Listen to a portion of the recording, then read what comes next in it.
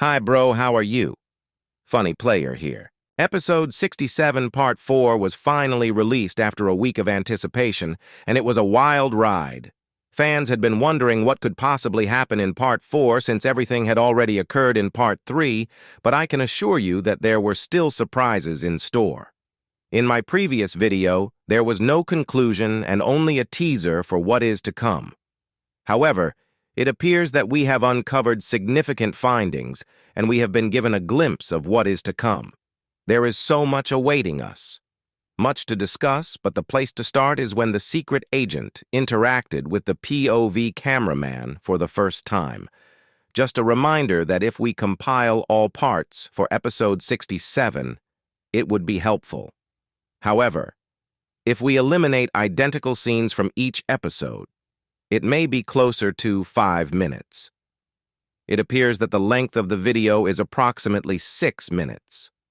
Dayuk is anticipated to upload the complete 67th episode tomorrow, and I will endeavor to watch it. Duke is anticipated to upload the complete 67th episode tomorrow, and I will endeavor to watch it. Duke is anticipated to upload the complete 67th episode tomorrow, and I will endeavor to watch it. Analyze it if there are any changes to it. This was also the longest duration that we stayed on one point-of-view camera angle. Perhaps we may get to see the same perspective in episode 68, which would be interesting. First, this episode's ending marked the beginning of a new journey for the few agents who entered the Skibidi bunker. Here we go. This episode continues from the end of episode 67 part 3, where the upgraded Titan is seen firing a laser at the scientist in the toilet's head. However, it appears that this was not the main body of the episode. The scientist went to the toilet as everyone had predicted, and following this, the subsequent scene underwent minor changes.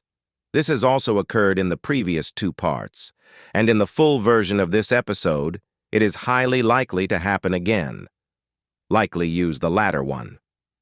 There was one discrepancy, however, in the short version of episode 67 part 3, where the Titan TV man said something different compared to the original episode. However, it reverted back to its original form once more. While the Titans were getting up, he said, "That's all," just like he did in the original episode 67 part 3. The main difference in this is, the scene of the Titans getting up was surprising, as I didn't expect the injured Titan cameraman to have any energy left at this point.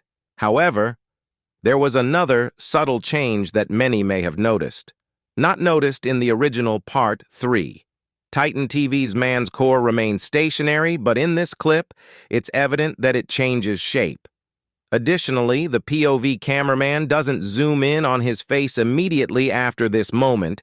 Upgraded Titan TV technician provides a fresh lens protector to the injured Titan cameraman.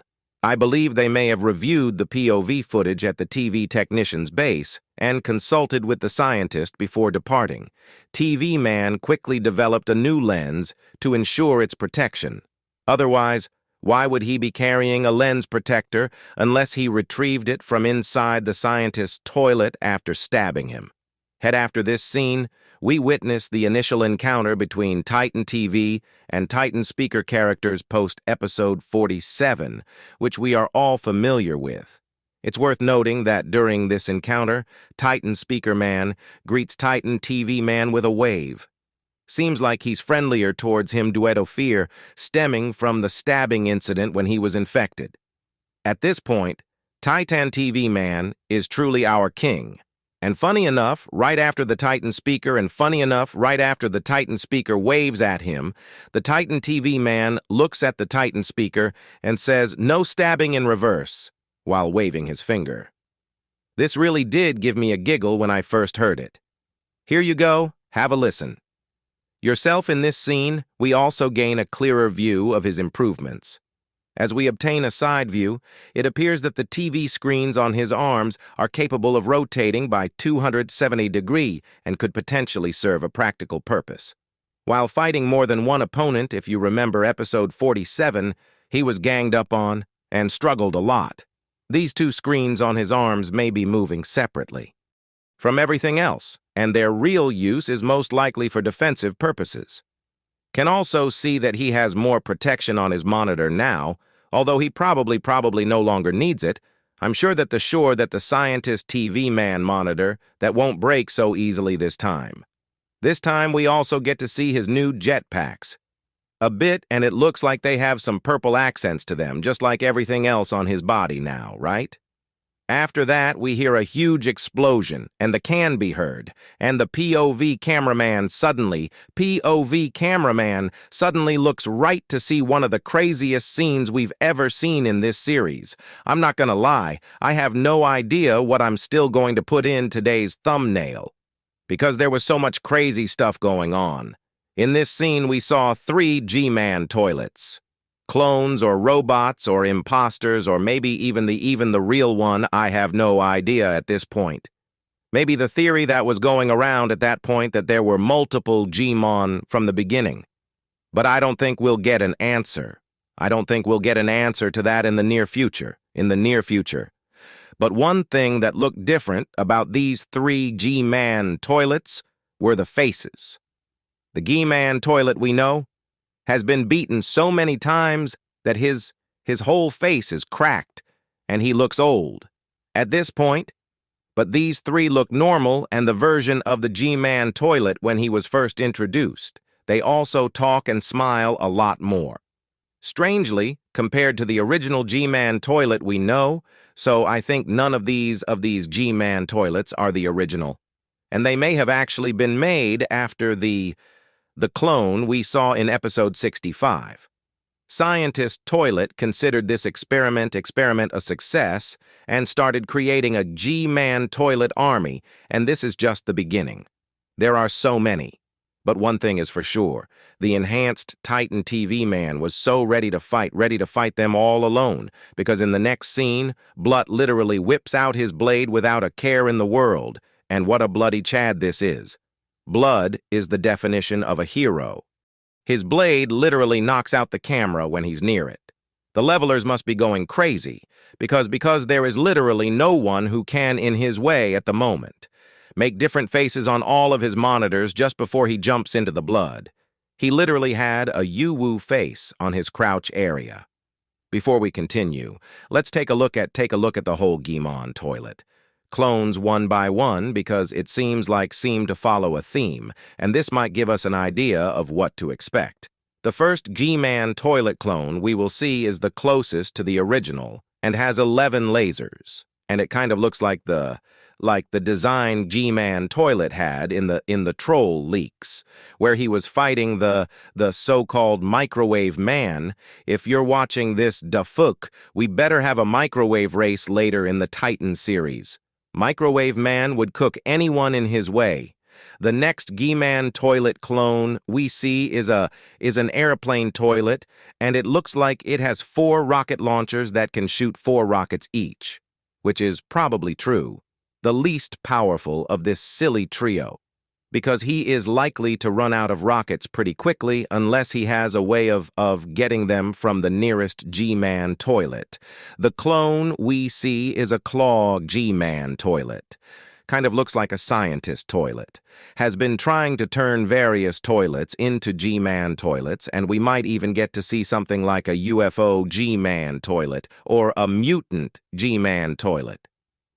Or a mutant G-Man toilet. It's probably going to get a lot weirder in the forward, because this episode proved that the toilets are a lot more prepared than we thought they would be. After improved Titan TV man injures, Titan speaker shrugs at the injured Titan cameraman and starts to go into the battlefield, even though he is still damaged. And it's the same case for the Titan cameraman. But he seems to be much more injured, and is walking very slowly and seems kind of sad and tired, which really puts things into perspective, because it seems like they care enough to actually sacrifice themselves because even with all those things, that was the moment that this episode really started, because as the Titan cameraman into the battlefield, the POV cameraman's camera started to glitch. Slowly, we got our first interaction with the secret agent. He slowly turns to the camera while saying, "Look at your left," and he also writes, "Look at your left" on the screen as well. There you go. Listen to that. That was a crazy moment in the because we actually heard him. He also had a little smile when he appeared. I feel like we might get to see him. Actually talk to some of the Alliance members in the near future. I watched an entire episode a couple of times to see if he was in it other than this one.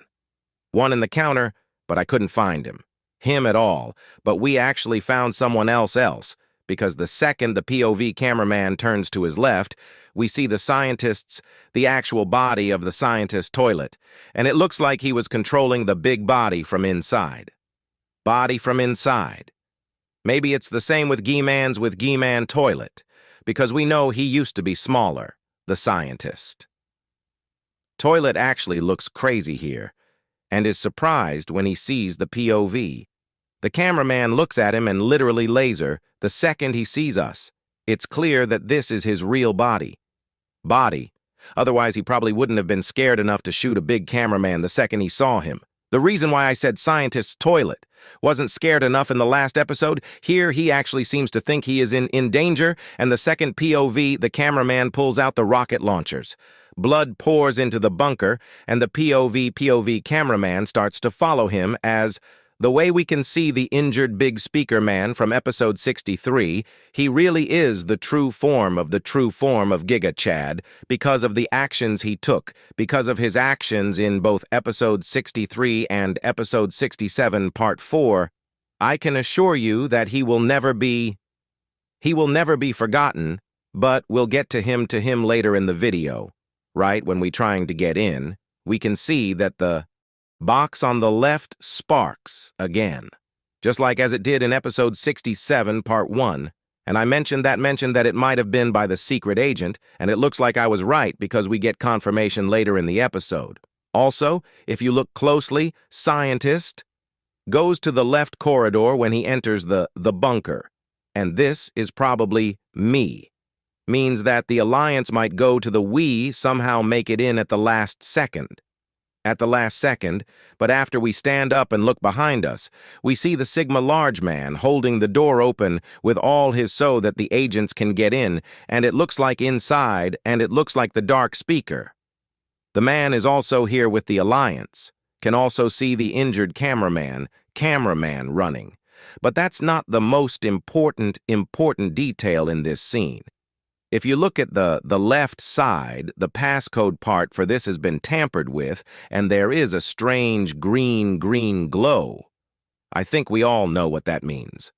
What this means, and as I said in my earlier analysis videos, it looks like the secret agent has been tampering with this door for the Alliance in some way. Inside there is also the speaker man on the left. And he seems to have a special weapon compared to all the other speakers. As you know, usually use knives. Speaker men use knives, but this speaker. The man on the left looks like he has a bat, with spikes or metal attached to it. Is this a new candidate for special agent, or is he going to die in the future episodes while the large speaker man holds the door open? Can also see the multi-laser G-Man toilet, shooting its lasers. Although it's impossible to see what's going on in the battle, it's safe to say that it could go on for a while, and we'll probably never see what happened, because I don't think we leave this bunker for a while. We might actually get to see the rest of the special agents who are coming into the bunker later, because they can teleport with my beloved TV wife. She better come inside so I can see her. Anyway, the injured big announcer. The man holds the door open enough for the cameraman to get in. This announcer was really the best of us, and he did his job I have the utmost respect for him. Have a nice trip to Speakman. Heaven, be sure to like and subscribe to pay your respects to the injured. Great speaker, man, thanks to him, the agent's inside cameraman, and right after that we see one of the cameramen is carrying of the cameramen has a plunger with him, and it looks like they to save him. And I mentioned this in my episode 67, part 3 analysis plunger cameraman. For sure won't disappoint anyone after this point, as the injured big speaker man has given his life for him. We see the entire squad. But this scene is actually silly because the cameraman on the far left is trying to break the fourth wall. Because why would he normally do that? Because he doesn't have a wall in front of him. And right after that, the POV cameraman is looking down the hallway just before the episode ends, but we can actually hear something that sounds like a scream. Right at the end of the episode, it really seems like we are going to spend a lot of time inside this base, because I don't think there's going to be that much build-up unless that was the case, and I think it's actually good that it's way, because it gives us a more condensed story for a while, and hopefully we won't have any time jumps between episodes so that we can see the journey. So if you enjoyed this analysis, be sure to like and subscribe.